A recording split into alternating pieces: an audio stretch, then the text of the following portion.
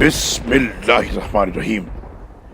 اے ایمان والوں، خلوص سے دل سے اللہ، اس کے رسول اور اس کتاب پر ایمان لاؤ جو اس نے اپنے رسول پر نازل کیا ہے، نیز اس کتاب پر بھی جو اس سے پہلے اس نے نازل کی تھی، اور جو شخص اللہ، اس کے فرشتوں، اس کی کتابوں، اس کے رسولوں اور یوم آخرت کا انکار کرے تو وہ گمراہی میں بہت دور تک چلا گیا۔